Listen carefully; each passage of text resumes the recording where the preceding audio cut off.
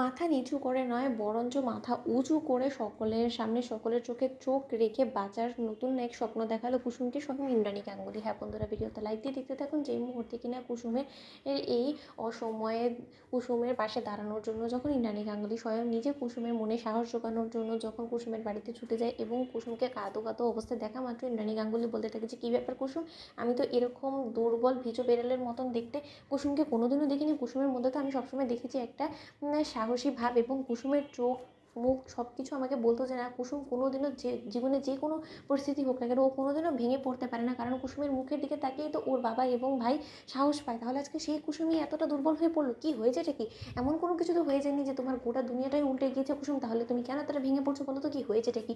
তুমি আমাকে খুলে বলো। এবং তুমি মাথা নিচু করে নেয়, বরঞ্চ চোখে চোখ রেখে মাথা উঁচু করে সকলের সামনে বাঁচবে। এবং তার থেকেও বড় কথা, তোমার এই দুর্বলতার সুযোগটায় তোমার চারপাশে অন্যান্য মানুষরা কাজে লাগানোর চেষ্টা করবে, এবং এতে করে তুমি বারবার করে দুর্বল হয়ে পড়বে। এবং এরকম দুর্বল মডেল কিন্তু আমাদের গাঙ্গুলি গ্রুপ অফ ইন্ডাস্ট্রিজের কোনো প্রয়োজন নেই, এই কথাটা তুমি মাথায় রেখো। এবং আমাদের গাঙ্গুলি গ্রুপ অফ কোম্পানিজের মধ্যে যদি কাজ করতে হয়, তাহলে তোমাকে সেই আগের মতন সেই এই ব্রেভ মেয়ের স্পিরিটটা রাখতে হবে কুসুম। এবং আমি তোমাকে বলছি, খুব শীঘ্রই তুমি দেখবে যে তোমার জীবনে এরকম আনন্দ আসবে যেটা হয়তো তুমি কোনোদিনও কল্পনাও করোনি। অন্যদিকে যখন ইন্দ্রাণী গাঙ্গুলিকে জড়িয়ে ধরে কুসুম অঝরে কাঁদতে থাকে এবং বলতে থাকে যে, দেবীমা, আমি জানি না কী থেকে কী হয়ে গেল আমার জীবনে, হয়তো বা আমার কপালেরই দোষ, আমার ভাগ্যেই হয়তো বা এই সব কিছু লেখা ছিল।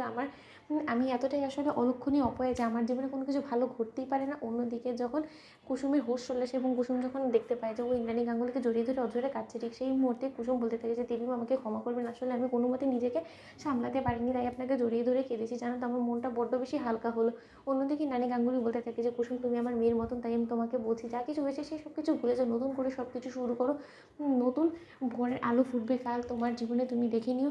এবং তুমি কোনো মতে আর পিছিয়ে তাকিয়ে দেখবে না। এবং তার থেকেও বড় কথা, তোমার বিয়ে নিয়ে আর কেউ কখনো কোনো রকম কোনো তোমার উপরে চাপ সৃষ্টি করার চেষ্টা করবে না, এবং তুমি কোনোভাবেই নিজেকে দুর্বল ভাববে না কুসুম। অন্যদিকে কুসুম বলতে থাকে যে, দেবীমা, আমি কি করতে পারি আপনি আমাকে বলুন তো, কেনই বা ঈশ্বর আমাকে এত বড় একটা শাস্তি দিল? অন্যদিকে ইন্দ্রাণী গাঙ্গুলি বলতে থাকে যে, ঈশ্বর তোমাকে মানুষ চিনতে সহযোগিতা করেছে, এটা হয়তো বা তোমার একটা অগ্নি পরীক্ষা ছিল, এবং এই অগ্নি পরীক্ষায় তুমি সফলভাবে উত্তীর্ণ হয়েছে, এবং তুমি তোমার সাহসিকতার সঙ্গে এই পরিস্থিতির সঙ্গে লড়াই করেছো কুসুম। আমাকে আয়ুষ বলেছে সম্পূর্ণটা, যে তুমি কী পরিমাণে চালাকি খাটিয়ে তুমি আয়ুষকে, তুমি কোথায় আছো জিম্মি হয়ে সেই ঠিকানাটা তুমি দিয়েছো, এবং তাতে করেই আয়ুষকে কিন্তু সহযোগিতা হয়েছে তোমার অবধি পৌঁছতে। তাহলে সে তুমি বুঝতে পারছো যে সেই সিচুয়েশনে পড়েও কিন্তু তুমি কোনোভাবে দুর্বল হয়ে পড়োনি, এতটা ভাঙোনি। তাহলে এখন কেন ভাঙছো বলো তো কুসুম? তুমি দেখতে পাচ্ছ তোমার কারণে তোমার বাবা থেকে শুরু করে তোমার ছোটো ভাই, ওরাও অবধি ভয় পেয়ে গিয়েছে, ওরাও অবধি মন খারাপ করে বসে আছে, এবং এটাকে তুমি কোনোভাবেই চাও? তো বন্ধুরা, লাইক শেয়ার করো, সাবস্ক্রাইব করো।